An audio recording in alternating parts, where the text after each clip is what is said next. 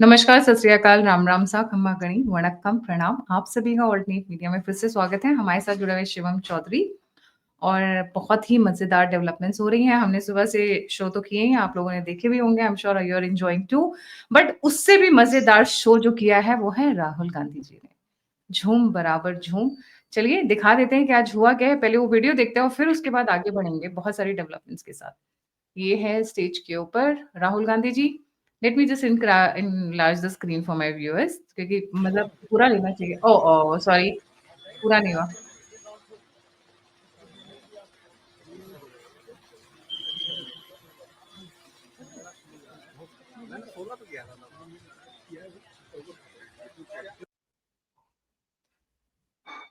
Ji, Shivam away from welcome on the show, the platform is yours. But इसमें interesting बात ये है कि जनगण मन भी नहीं चला, धुन भी नहीं चली। वो तो चल क्या रहा था पीछे, और इनकी अम्मा जी तो इनसे भी 4 कदम आगे निकली। मुझे लगा था वो थोड़ा-सा ठीक-ठाक करेंगी, पर ये देखिए स्क्रीन के ऊपर, ये तो झंडा ही तोड़ दिया इन लोगों ने। मतलब झंडा बोल रहा है कि मैं इनके हाथ से चलूँगा ही नहीं ऊपर, क्योंकि ये मेरी रिस्पेक्ट नहीं करते हैं। जी। जी, गायत्री जी नमस्कार। सभी दर्शकों को जय श्री राम और सभी को स्वतंत्रता दिवस की हार्दिक शुभकामनाएं। जिस तरीके से आपने राहुल गांधी का जो पिक्टोरियल रिप्रेजेंटेशन दिखाया है, वो ऐसा लग रहा था जैसे रेनी डे हो जाए, बच्चे को उम्मीद आज स्कूल की छुट्टी होगी, लेकिन मम्मी सुबह उठा के 2-3 मारे, कहीं नहीं आज स्कूल जाना पड़ेगा, और वहां जाकर जो उसकी प्रेयर में खड़े होकर जो स्थिति होती है, कुछ ऐसी ही राहुल गांधी की पिक्चर मुझे दिखाई दे रही है। तो किसी ने ये भी कहा कि भैया शायद ऐसा लग रहा है कि राहुल गांधी इसलिए बैठे हैं कि यार आज तो 15 अगस्त हो गई है, बारिश हो गया है, पतंग उड़ाने को नहीं मिल रहा है, जैसे बच्चों का मन हो जाता है। मैंने कहा अरे राहुल गांधी साहब खुद उड़ रहे हैं, पतंग की क्या जरूरत है। वो स्थिति राहुल गांधी की वहां दिखाई दे रही है। दूसरी चीज, प्रधानमंत्री का भाषण होता है, ये पूरी रवायत है, हमेशा से होता है, जो रेड फोर्ट है उसके ऊपर वहां पर हर कोई पहुंचता है, हाई प्रोफाइल डिग्निटरीज पहुंचती है, पूरी देश में जो अलग अलग देशों के राजदूत हैं वो पहुंचते हैं। 5,000 से ज्यादा वीवीआईपी पहुंचे हुए थे, लेकिन भारत का लीडर ऑफ पोजीशन वहां से गायब था। कभी आपने देखा जब कांग्रेस की सरकारें रही हो, भारतीय जनता पार्टी की तरफ से कोई वहां पे अनुपस्थित रहा हो? नहीं रहा हो, क्योंकि ये सरकारी कार्यक्रम, मतलब ये देश का कार्यक्रम है, ये मोदी का कार्यक्रम नहीं है, या ये आपका बीजेपी का कार्यक्रम नहीं है। लेकिन राहुल गांधी वहां नहीं पहुंचते हैं। राहुल गांधी कहाँ पहुंचते हैं? राहुल गांधी पहुंचते हैं अपने दफ्तर, कांग्रेस के दफ्तर के अंदर पहुंचते हैं, और वहां से ध्वजारोहण का कार्यक्रम होता है। यानी कि वो एक ऑल्टरनेट पावर सेंटर के तौर पर उसे प्रोजेक्ट कर रहे हैं। वो ये कह रहे हैं कि अब देश पार्लियामेंट से नहीं चलेगा, अब देश रेड फोर्ट से नहीं चलेगा, अब तो भैया कांग्रेस कार्यालय से चलाऊंगा मैं। मुझे किस किस का सपोर्ट है और क्या क्या राहुल गांधी कर रहे हैं, वो ऑल्टरनेट पावर सेंटर वहां से बनाना, दर्शाना, दिखाना चाह रहे हैं। इसलिए राहुल गांधी वहां से ध्वजारोहण करते हैं। और एक और महत्वपूर्ण चीज आई, एक और इंटरेस्टिंग चीज आई है, वहां पर जो रिमोट कंट्रोल अध्यक्ष साहब थे ना, वो रिमोट कंट्रोल से जब ध्वजारोहण कर रहे थे, ये भी शायद देश ने पहली बार देखा होगा। खड़गे साहब थे, बड़ा सा झंडा लगाया गया, वहां पे रिमोट से ध्वजारोहण हो रहा था। तो जिस तरीके से ये सब चीज दर्शाई जाती है, साफ है कि कांग्रेस के मन में जो इंस्टीट्यूशन सेटअप है, जो परंपराएं सेटअप है, जो प्रोटोकॉल सेटअप है, उसके लिए कोई भी सम्मान नहीं है। उनके लिए सिर्फ और सिर्फ सत्ता महत्वपूर्ण है, और जो तथाकथित राज परिवार है, जो अपने आप को फर्स्ट फैमिली ऑफ इंडिया मानता है, कि उसकी सत्ता बनी रहे, ये महत्वपूर्ण है, और यही प्रोजेक्शन वो करते हैं। उसके बरक्स एक महिला जो गरीब परिवार से आती है, आदिवासी परिवार से आती है, अपनी मेहनत, अपनी काबिलियत के हिसाब से जाकर राष्ट्रपति के पद को सुशोभित करती हैं। आज देखिए जब वर्षा हो रही है, बारिश हो रही है, हमने पुतिन के तो बहुत सारे वीडियोस देखे होंगे, अलग अलग नेताओं के देखे होंगे, कभी इनके भी दिखाइए। ये होता है असली विमेन एम्पावरमेंट, कि देश को रिप्रेजेंट करने वाली महिला किस तरीके से वहां खड़ी है और देश को सम्मान दे रही है, ये साफ दर्शाता है। और ये दिया इस सरकार ने, प्रधानमंत्री नरेंद्र मोदी ने। ये होता है वुमेन एम्पावरमेंट। जो प्रधानमंत्री ने आज जो बातें कही, वो होता है देश को सशक्त बनाना। रील बना लेना, सुप्रिया सुनीत का कह देना, अरे भैया प्रधानमंत्री की वीडियो पर तो 80 मिलियन व्यूज आते हैं, राहुल गांधी पर 90 मिलियन आते हैं, उससे देश नहीं चलता। उससे पावर प्रोजेक्शन नहीं होता। पावर प्रोजेक्शन होता है इस पिक्चर से, जब नेशनल वॉर मेमोरियल में राष्ट्रपति द्रौपदी मुर्मू खड़ी होती हैं, वो अपना एक तरीके से सम्मान प्रकट करती हैं देश के वीर जवानों को। और जिस तरीके की पिक्चर्स आती है, सही में अगर इस पिक्चर्स को आप देखेंगे, वीडियो में वॉल्यूम के साथ देखेंगे, कॉपीराइट की शायद इसलिए वजह से हम दिखा नहीं पा रहे हैं, गूजबम्स आते हैं इसे देखकर। तब समझ आता है कि भारत इस तरीके से आगे बढ़ रहा है। इसीलिए इन लोगों को दिक्कत है, वो नहीं चाहते कि इस ऑप्टिक्स में वो आए, इसीलिए अपने घर से, अपने कार्यालय से ध्वजारोहण करते हैं। और बहुत सारे है ना तो युवा नेता, कि भैया हम देश की बात कर रहे हैं, युवाओं की बात कर रहे हैं। तेजस्वी यादव भी हैं बिहार के, उन्होंने आज कहीं ध्वजारोहण नहीं किया। आप नेता प्रतिपक्ष हैं बिहार के अंदर, आप मुख्यमंत्री बनना चाह रहे हैं और कहीं पे ध्वजारोहण तक नहीं कर रहे। ये स्थिति आ गई है विपक्ष की। किस तरीके से दिवालियापन हो गया है। आज 15 अगस्त खत्म हो जाएगा, 16 अगस्त से फिर एसआईआर, ये वो, वोट चोरी, नोट चोरी, इस पे लग जाएंगे। लेकिन एक दिन राष्ट्र के नाम जो नहीं दे सकते, और वो ये कह रहे हैं कि हम राष्ट्र को चलाएंगे, ये स्थिति है आज विपक्ष की। ये वैचारिक दिवालियापन है आज विपक्ष का। जी गायत्री जी। अब अभी इससे भी आगे एक और है, वो भी तो देख लीजिए। ये कि मैं बड़े साहब अरे ये तो मतलब मुझे लग रहा है कि इन्हें ना न्यूज कैटेगरी की जगह एंटरटेनमेंट कैटेगरी में अपने यूट्यूब चैनल को रजिस्टर करा लेना चाहिए। क्या दिखा रहे हैं? मतलब 2 साल पहले भी वीडियो बनाया, ये लाल किले से मोदी का आखिरी भाषण, फिर आज बना दिया मोदी का आखिरी भाषण। फिर एक वो थे डेरेक ओब्राइन, टीएमसी के नेताजी हैं, उन्होंने तो 7 साल पहले लिख दिया था ये मोदी का आखिरी भाषण। सागरिका घोष कह रही है आखिरी, तो हर कोई कह रहा है आखिरी भाषण। तो मतलब आप कोई तर्क, और देखिए इसे मिलियंस ऑफ व्यूज मिल रहे हैं। मुझे याद है 2 साल पहले वीडियो पे इनके 10 लाख से ज्यादा व्यू है, और आज वाली पे भी कई लाखों व्यू आ गए हैं, क्योंकि ऐसे लोग डेस्परेशन में बड़े हुए हैं जो ये देखना चाहते हैं बस मोदी कब हटेगा। उन्हें लगता है यूट्यूब चैनल वालों ने कह दिया कुछ तो होने वाला है, और वो उसी एंगेजमेंट का फायदा उठाकर वो दिखाते हैं कि भैया मोदी का आखिरी भाषण है। मोदी का कोई आखिरी भाषण नहीं होने वाला। इसके बाद तो भैया योगी का भाषण हो सकता है, हेमंत का भाषण हो सकता है, बहुत सारे हैं। बेंच स्ट्रेंथ बहुत मजबूत है भारतीय जनता पार्टी की। तो भैया बीजेपी का तो आखिरी भाषण नहीं है, बहुत समय है। हाँ, और ये लोग चाहते भी यही है। भैया अगर एक बात बताओ, मोदी हट गया, बीजेपी की सरकार हट गई, कांग्रेस की हट गई, क्योंकि यूट्यूब चैनल को देखेगा कौन? पैसे तो तभी कमाएंगे ना जब मोदी को खाली देंगे।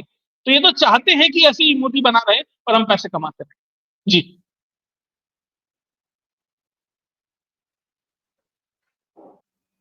आपने राहुल और सोनिया के बारे में तो बात कर ली, प्रियंका कहाँ है? प्रियंका भी आजकल दमदार भाषण देती हैं। अमित शाह जी तो स्पेशली उनको पसंद करते हैं, बोलते हैं एटलीस्ट अपने भैया से तो बेटर भाषण देती हैं वो पार्लियामेंट के अंदर। जी। जी। देखिए, प्रियंका गांधी भी सांसद है, उन्हें अपनी कॉन्स्टिट्यूंसी के अंदर होना चाहिए था, कॉन्स्टिट्यूंसी भी अपने कार्यालय में होना चाहिए था, कहीं तो ध्वजारोहण होना चाहिए था उनकी तरफ से। हाँ, उनके लिए भारत के झंडे का सम्मान शायद उतना महत्वपूर्ण नहीं है जितना फिलिस्तीन की वेदनाएं उनके मन में होती हैं। उसका बैग लेकर वो घूमती हैं, उसके ऊपर ट्वीट वो करती हैं। लेकिन उनकी तरफ से भारत की स्वतंत्रता दिवस पे कोई बधाई संदेश आएगा, मुझे तो नहीं दिखाई दिया। उनकी तरफ से कहीं कोई पिक्चर आई हो उसे सेलिब्रेट करते हुए, वो कहीं दिखाई नहीं दिया। जिस तरीके से हिंदू त्योहारों पे कभी आपको दिखाई नहीं देंगे ना वो सेलिब्रेट करते हुए, ऐसे ही भारत की जो एक तरीके से कह सकते हैं सिंबलाइज करते हैं जो दिन खास है भारत के लिए, वहां पर भी आपको कोई ज्यादा दिखाई नहीं देगा। शायद इसीलिए राहुल गांधी का भी जो थोड़ा सा चेहरा है ना, वो आपको मुरझाया हुआ दिखाई दे रहा था, क्योंकि पीछे से आया हुआ ना डिक्टेट, अरे सेलिब्रेट नहीं करना है, आराम से बस ठीक है, खाना पूर्ति करो, काम खत्म करो। तो वही स्थिति राहुल के साथ है, प्रियंका सोनिया जो भी है, कम से कम। और ये देखिए अब चीजें ढकी छुपी नहीं है, खुल के सामने आ गई। हर नहीं, एक का चेहरा अब सही है, सामने आ रहा है कि कौन क्या चाह रहा है। लास्ट 15 अगस्त भी आपने और मैंने शो किया था, उस टाइम पे भी राहुल गांधी नहीं गए थे, इफ यू रिमेंबर। और हम्म, मल्लिकार्जुन खड़गे ने अपनी कमर दर्द का बहाना बनाया था, हाँ हाँ। बल्कि वो कांग्रेस कार्यालय गए हुए थे और वहां से उन्होंने जो भी अपना काम धाम करना। इसका मतलब क्या है कि आप जो जनता स्वीकारेगी आप वो नहीं करेंगे, जो आप चाहते हैं आप वो करेंगे। जनता गई तेल लेने, जनता से हमें कोई लेना देना नहीं है। जनता की भावनाएं, जनता का भविष्य, जनता की प्लानिंग, कुछ भी you that doesn't matter. Last time कमर में दर्द आ गई थी, इस बार क्या हो गया है? इस बार कौन सा लचक आ गया? आपके पैर में मोच आ गई है? इस बार भी नहीं आए। इसका मतलब पिछले साल, इस साल, दोनों साल। इसका मतलब ये है कि this is going to be there modus operandi till the time ये पावर में ना आ जाए। ये तभी आएंगे जब ये लाल किले के ऊपर चढ़ जाएंगे, क्योंकि उसपे गांधीज का कब्जा है, सो कॉल्ड। जी। देखिए, इसमें दो चीज है, बिल्कुल आपने सही कहा। सबसे पहला, अंडरमाइन करो इंस्टीट्यूशंस को, क्योंकि इंस्टीट्यूशन अभी इनके हिसाब से नहीं चल रहे। इसलिए इलेक्शन कमीशन हो, कुछ भी हो, कि भैया ना, जब तक हम नहीं कहेंगे, जब तक ये सर्टिफिकेट हम जारी करेंगे। मोदी कौन होता है? और दूसरा, राहुल गांधी को ये गवारा नहीं है कि मैं नीचे बैठूं, मोदी ऊपर बैठे और नीचे से मैं उसे ऊपर देखूं। ये ने तो आदत है ना कि मैं ऊपर से नीचे देखूं। जनता तो नीचे होती है, वो ऊपर कैसे देख लेगा?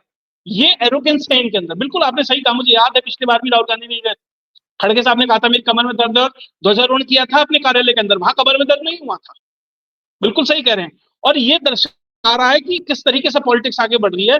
साफ है, देश से मतलब नहीं है, सत्ता चाहिए, वो परमानेंट फाइनल सॉल्यूशन है, उसके बिना ये नहीं रुकेंगे। और ध्यान रखिएगा, आपने कहा जब तक सत्ता नहीं आ जाती राहुल गांधी के हाथ में वो ऐसे करते रहेंगे, तो इसका मतलब वो ऐसे करते ही रहेंगे, क्योंकि सत्ता आती दिखाई नहीं दे रही है। राजनीतिक समीकरण भी यही कह रहे हैं। और अरे ये ग्रह लोग वीडियो नक्षत्रों के ये लोग समीकरण भी यही कह रहे हैं कि राहुल गांधी और प्रियंका गांधी कभी सत्ता में नहीं आने वाले, कम से कम ये सुन दोनों डायरेक्टली नहीं आएंगे। शिवम, इंटरेस्टिंग बात ये कि प्रसून वाजपेयी ये बना रहे हैं वीडियो कि ये लाल किले से मोदी का आखिरी भाषण था क्या? ठीक है, मुझे तो ये लग रहा है कि कहीं ऐसा ना हो ये आखिरी एलओपी बने हो, इसके बाद इनको पार्लियामेंट के अंदर भी एंट्री ना मिले। जिस तरीके से इनका वो चल रहा है, हिसाब किताब चल रहा है जनता के साथ में। जनता भी सब देख रही है, जनता बुद्धू नहीं है। नहीं, जनता देखिए, मैं तो तो मैं तो पुण्य प्रसून वाजपेयी की बात से एक तरीके से तो सहमत हो सकता हूँ। बिल्कुल सही है, लाल किले से आखिरी भाषण हो, अगला भाषण राम मंदिर से होना चाहिए ना 15 अगस्त पर, क्या दिक्कत है? वहां से हो जाए, लाल किले से आखिरी आप भाषण हम स्वीकार कर आप लेंगे। क्या चाहते हो? आप क्या चाहते हो कि मतलब जो थोड़ी बहुत उनके अंदर जिंदगी बाकी है वो प्राण पखेरु ना हो जाए? इनके तो प्राण निकल जाएंगे वैसा हो गया तो। नहीं, प्राण निकलने वाली तो बात करी है ना मोदी ने आज। इन्हें ऑलरेडी लिक्विड ऑक्सीजन में तो डाल दिया है। जिस तरीके से राजनीतिक हो, आर्थिक हो, सामाजिक हो, सामरिक हो, कोई ऐसा मुद्दा नहीं है जिसके ऊपर प्रधानमंत्री नरेंद्र मोदी ने नहीं बोला हो। आपने ऑलरेडी इकोनॉमिक और जो आर्थिक और सामरिक बात कर चुके हैं, अभी सामाजिक और राजनीतिक पे हम बात करेंगे। वहां से किस तरीके से मोदी ने जो संसद जो माफ कीजिएगा, लाल किले से जो संदेश दिया है, लिक्विड ऑक्सीजन में तो ऑलरेडी डाल दिया है। और मैं कहूंगा, आपके शो पे था मैं 4 अगस्त को, हम बात कर रहे थे कि 5 अगस्त को क्या हुआ, मैंने तब कहा था मोमेंटस स्पीच होगी 15 अगस्त की, उस पर ध्यान रखिएगा। और हुआ, 15 अगस्त ज्यादा महत्वपूर्ण निकला 5 अगस्त से। और ध्यान रखिएगा, अगले डेट नोट करिए, 25 अगस्त, जब अमेरिका का डेलीगेशन इंडिया आने वाला है, उसके बाद क्या होगा, अगली तारीख वो है, वहां पर भी वेरी, ध्यान रखिए।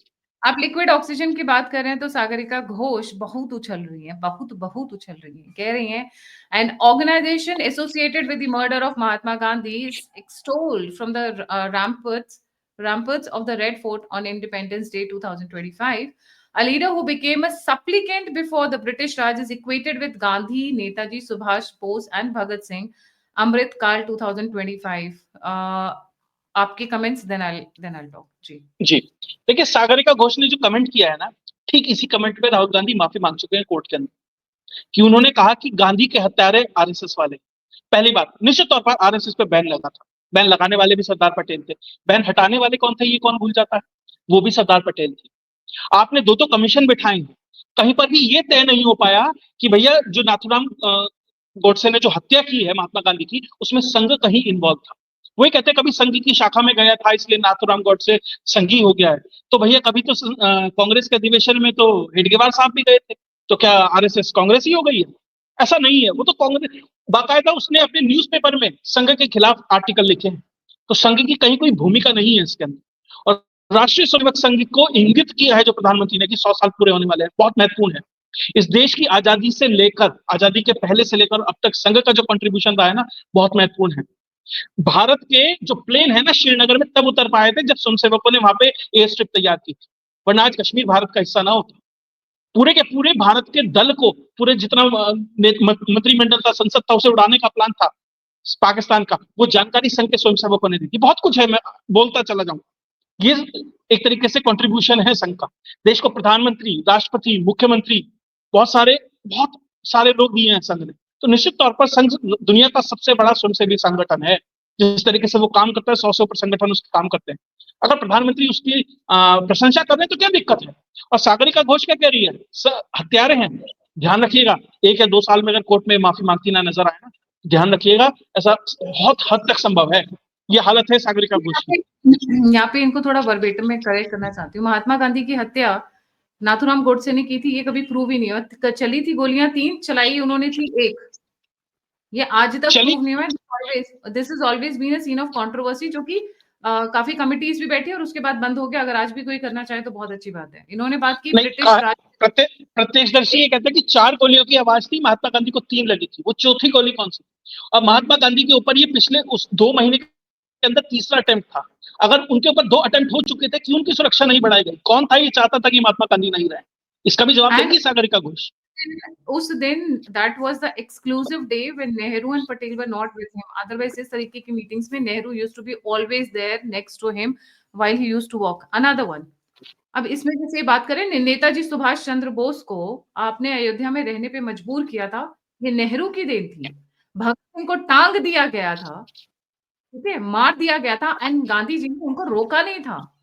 Nehru and Gandhi did not utter a word when शहीद भगत सिंह वाज हैंग्ड।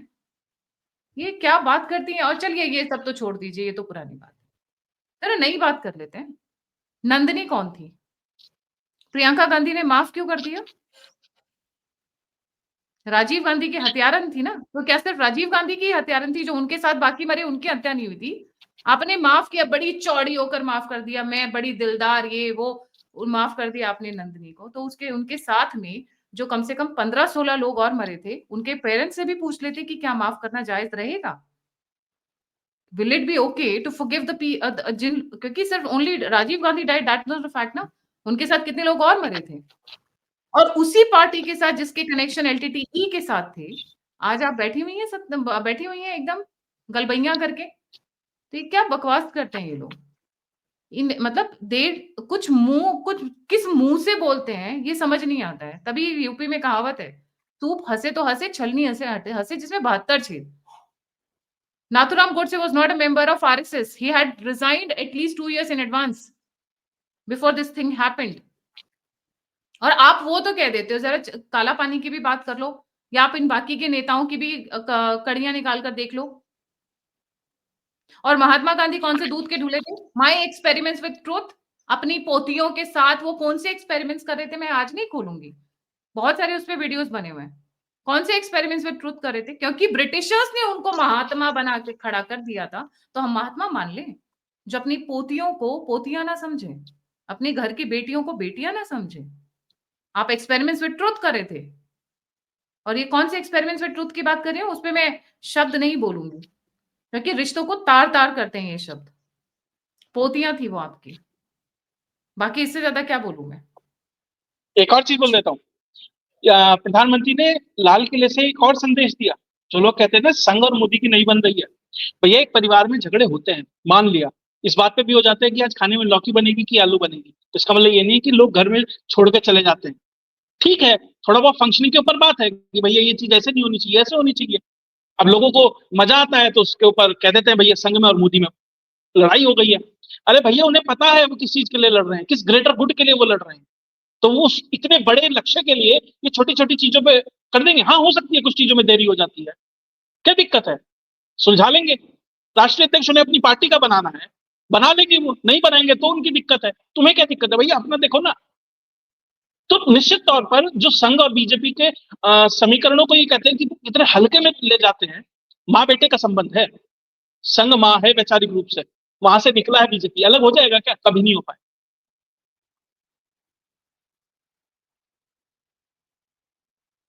जी। इसके बाद बात करते हैं, किसानों के लिए मोदी जी ढाल बनकर खड़े हो गए हैं।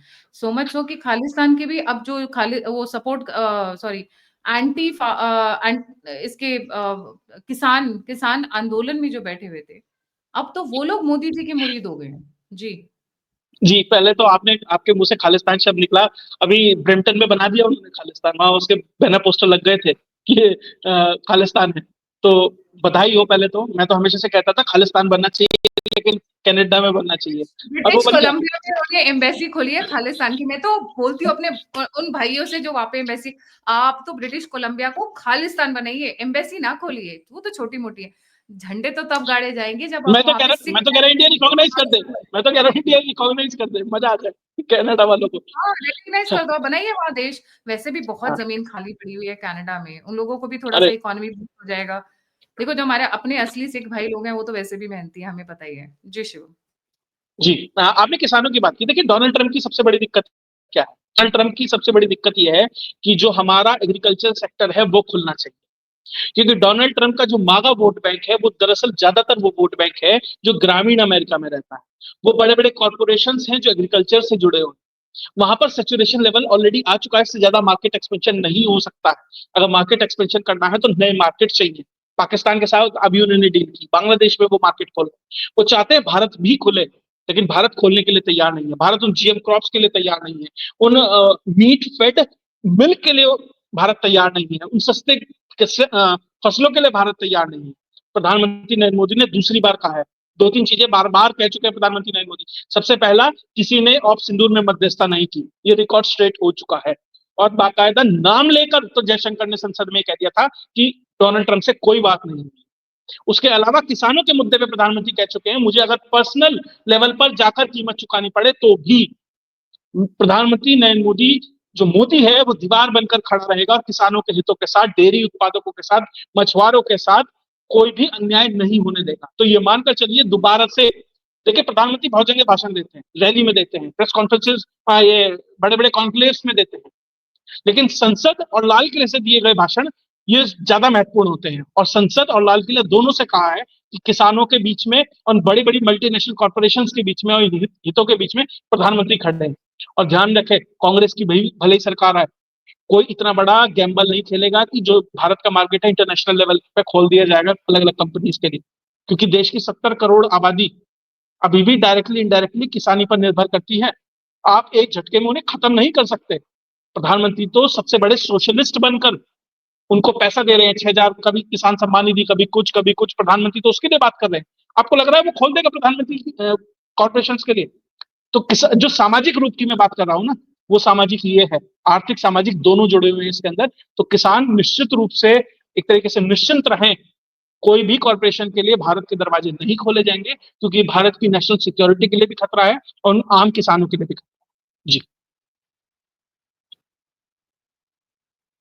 एक बहुत इंपॉर्टेंट मुद्दे पे भी उन्होंने बात की थी, that is illegal immigration. This the first time he is addressing something like this from the Red Fort. जी।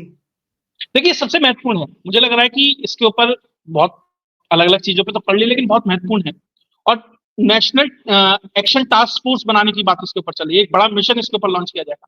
जो पहले एक बिल आया था ना, इमिग्रेशन वाला बिल, कि इमिग्रेशन हो रहा है उसे रोकने के लिए, अभी ये मल्टीपल बिल्स हैं इसमें लाइन में, कि पहले आने से रोकें, फिर जो यहाँ है उनकी गिरफ्तारी का, उनके डिटेंशन का क्या हो उसके लिए अलग बिल आएगा, और उन्हें डिपोर्ट कैसे किया जाए उसके लिए अलग चीजें की जाएंगी।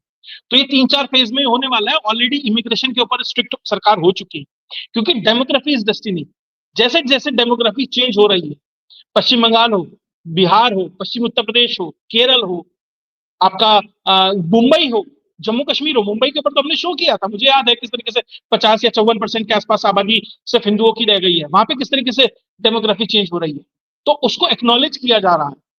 और जिस तरीके से यूसीसी का एक पायलट प्रोजेक्ट चलाया था ना, कि यूसीसी कैसे राष्ट्रीय स्तर पर लाई जाए, उसके लिए उत्तराखंड में एक पायलट प्रोजेक्ट टाइप तैयार किया था कि क्या क्या उसमें लूप होल्स रह सकते हैं। कुछ ऐसा ही इलीगल इमिग्रेंट्स जो हैं, जो ये आए हैं बांग्लादेशी, उनके लिए एक मुझे लग रहा है कि जो पायलट प्रोजेक्ट है असम में चल रहा है, जिस तरीके से हेमंता वहां काम कर रहे हैं कि क्या क्या परेशानियां आ सकती हैं राष्ट्रीय स्तर पर अगर इस अभियान को चलाया जाए, तो वहां पर उसे टेस्ट किया जा रहा है और उसके बाद राष्ट्रीय स्तर पर इसे लागू किया जाए। बहुत जरूरी है। वो आपकी नौकरी आपकी खा रहे हैं, वो आपका खाना खा रहे हैं, वो आपकी राष्ट्रीय सुरक्षा के लिए खतरा है। अगर उसमें से 1%, आधा परसेंट, 1/4% भी अगर लोग हॉस्टाइल हो जाते हैं, एनिमी जो कंट्री है उसके हाथों में चले जाते हैं, उसके लिए काम करने लगते हैं, आप सोचिए क्या महम होगा इस देश के अंदर। तो बहुत जरूरी है उन्हें टारगेट किया जाए, चिन्हित किया जाए। और जो ये इलीगल इमिग्रेशन की बात है ना, सबसे ज्यादा तो किसे होगा इससे? ममता बनर्जी, उसका आधा वोट बैंक वो है भाई। तो SIR, इलीगल इमिग्रेंट, उसके ऊपर बात कर रहे हैं, तो कहाँ है अगला निशाना? ममता बनर्जी के ऊपर। तभी तो सागरिका चिल्ला रही है, अरे देखो देखो गांधी के हत्यारे और ये और वो। ऐसे ही नहीं निकली है चीख, कहीं से तीर चला है, कहीं निशाना लगा है, कहीं से चीख निकली है। ये अभी ये डर है। जी। अच्छा, आज रिएक्शन क्या है अक्रॉस द इंडियन सब कॉन्टिनेंट? मैं एशियन सब कॉन्टिनेंट नहीं बोल रही हूँ, इंडियन सब कॉन्टिनेंट। आज चाइना, नेपाल, भूटान, श्रीलंका और हमारा प्यारा प्यारा Pakistan and then Afghanistan. What is the reaction? देखिए, पाकिस्तान तो अपना बर्थडे कल ही मना रहा था, तो ठीक है। देखिए, उनके पास जश्न मनाने के लिए भी कुछ नहीं है, बस वो है कि कढ़ाई खा ली और थोड़ा सा वही एंजॉय कर लिया, वही सब उनके पास है। देखिए, भारत के अंदर बात करूं तो बहुत, लगभग आप ये मान के चलिए 99% देश बहुत खुश है, 1% है जहां मातम बना हुआ है। और बाकी जो आपने कंट्रीज बात की, वो एक ऑफिशियल चैनल से वो मुबारक बातें आती हैं, वो हर देश देता है कि भैया आपका नेशनल इंडिपेंडेंस डे है, ये है वो है, भारत भी देता है। लेकिन पीछे डिप्लोमेसी क्या चल रहा है, पीछे क्या चल रहा है, ये इंपॉर्टेंट होता है। अभी SCO की बैठक आने वाली है, उसमें बहुत लोग जाने वाले हैं, तब देखिएगा मजा जब आएगा। ठीक है, ऑफिशियल छुट्टी थी, सरकारी छुट्टी थी, सरकारी काम निपटा लिए गए हैं। अब जो इंटरेस्टिंग काम होंगे 16 तारीख से, कल से फिर चालू हो जाएंगे। पर ये वाला महीना बहुत मजेदार है, इस वाले महीने में बहुत कुछ होने वाला है।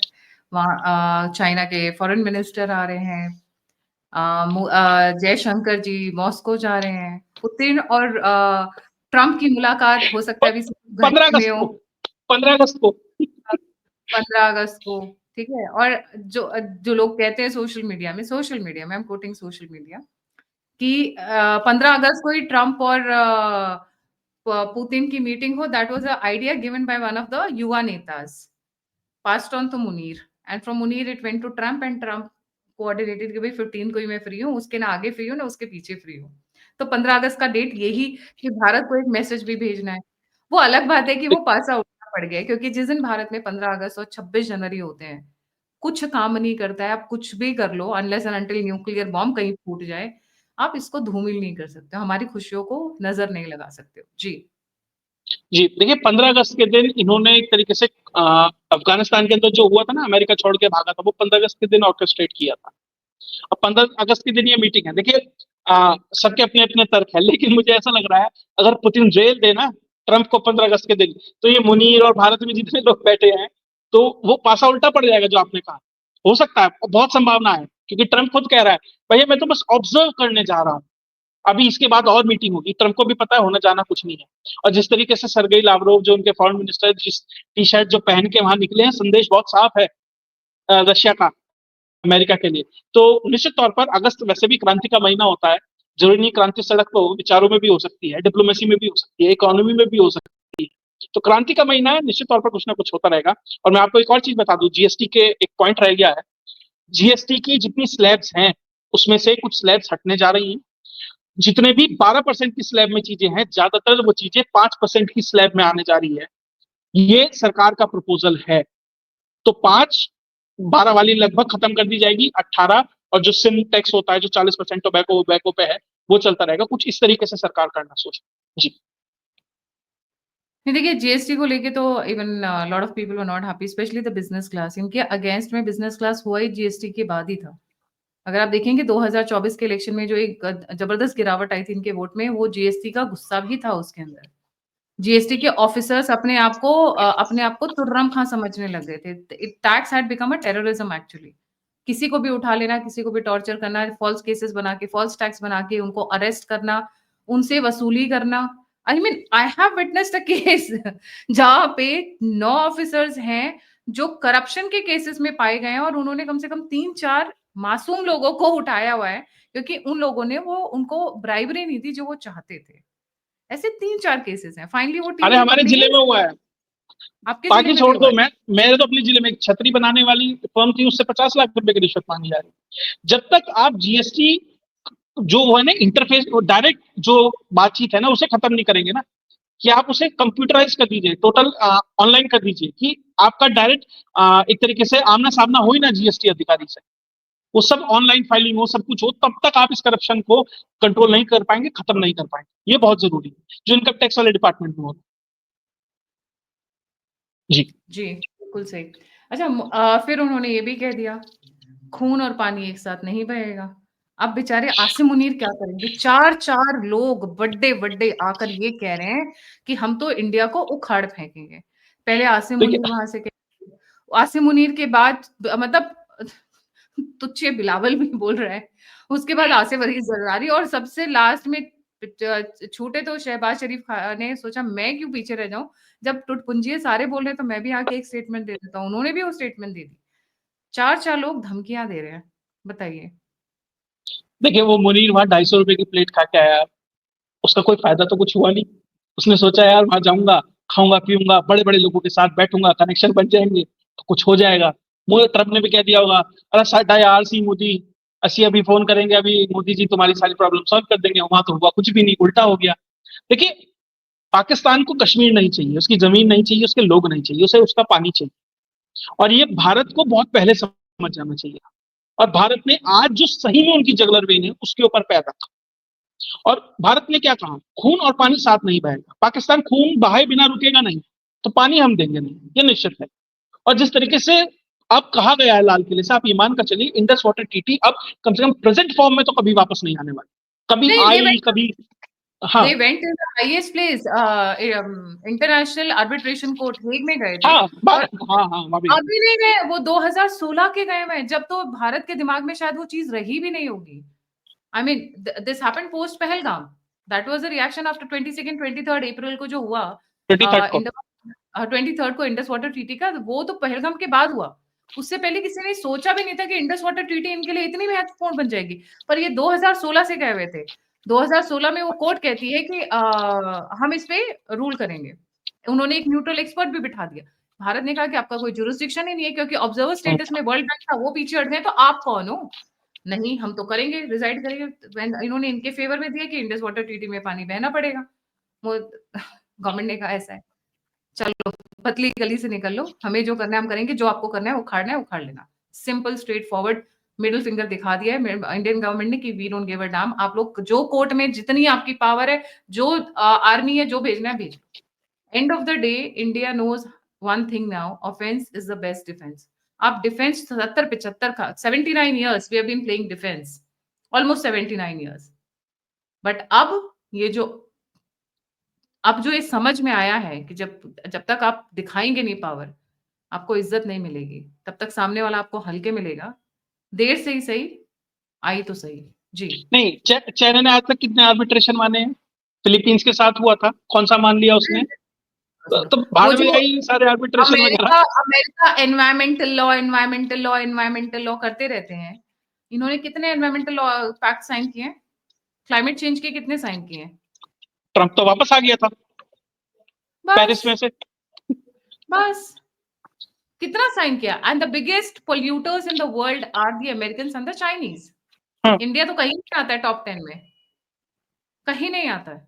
और एक पर नया बेटा में कहीं नहीं। नया शगुफा निकाल रखा है।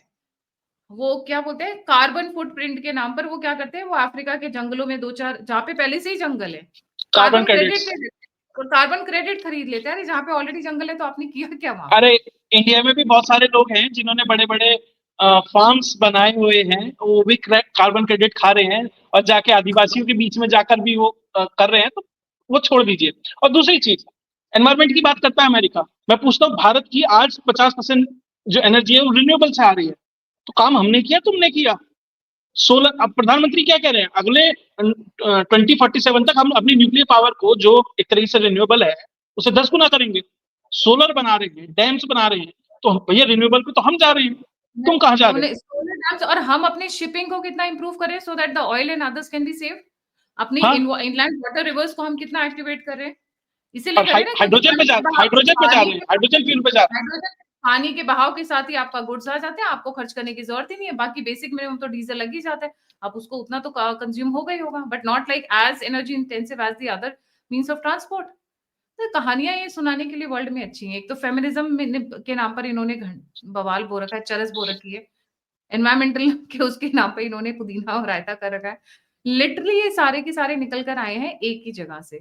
उसका शो मैं शायद अलग रखूं तो बेटर है, बट जाते जाते हिंट दे जा रही हूँ। तो दुनिया का आज का सबसे बड़ा कलेश का सेंटर है, वहीं से निकल कर आए हैं। वो कलेश का सेंटर है जहां से दो एब्राहमिक रिलीजन्स निकल कर आए हैं। इससे बड़ा हिंट क्या दूं? मेरे ख्याल से viewer should comment in the comment box. अगर आप मेरे रेगुलर व्यूअर हैं तो आपको पता चलेगा। वहीं से थॉट प्रोसेस आई है, वहीं से आइडियोलॉजी आई है, वहीं से एनवायरमेंटलिज्म, फेमिनिज्म, ये इज्म, वो इज्म, जितने भी इज्म है सब वहीं से पैदा हुए हैं।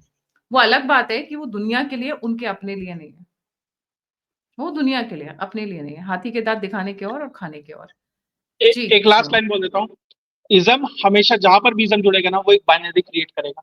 इसलिए बात भारत में हिंदुइज्म की नहीं, हिंदुत्व की होती है, क्योंकि इज्म बाइनरी क्रिएट करता है, लेकिन जो हिंदू होने का जो तत्व है वो कभी बाइनरी क्रिएट नहीं करता। इसलिए शब्दावली, शब्द का चयन बहुत महत्वपूर्ण है। इसलिए कह रहा हूँ, आज प्रधानमंत्री की बॉडी लैंग्वेज, उनके शब्दों का चयन और विषयों का चयन, सब पे गौर कीजिएगा, तब जाकर आपके पूरे भाषण का सार समझ। जी। और जाते-जाते मोदी जी के साथ खड़े कौन थे प्लेटफ़ॉर्म पे? 2 ऑफिसर्स थे जिसमें से एक महिला थी। तो he acts the talks, he doesn't pretend, right? और ये जो राहुल गांधी का जो झूम बराबर झूम आपने देखा, उसमें कितनी महिलाएँ खड़ी थी? ज़रा मुझे कोई गिन के बता दे। वीडियो रिवाइंड करिए, अरे जाकर बहन ही देखकर नहीं खड़ी थी, बहन ही नहीं थी बहन ही साथ। नहीं खड़ी थी, बहन ही नहीं खड़ी थी। रिमोट कंट्रोल से तो झंडा फहरा रहे हैं। क्या दिन आ गए हैं। बाकी अब इससे ज़्यादा तो आप समझदार हैं। Thank you so much for joining. जाने से पहले सभी व्यूअर्स से रिक्वेस्ट है, please don't forget to like, subscribe and share the alternate media. अगर आप कंट्रीब्यूट करना चाहते हो तो नंबर और यूपीआई दोनों स्क्रीन के ऊपर है। आप फीडबैक देना चाहते हैं, मुझसे जुड़ना चाहते हैं, इन्फॉर्मेशन शेयर करना चाहते हैं, तो सभी के सभी लिंक्स डिस्क्रिप्शन बॉक्स में। इसी के साथ जय हिंद, जय श्री राम, हर हर महादेव। जय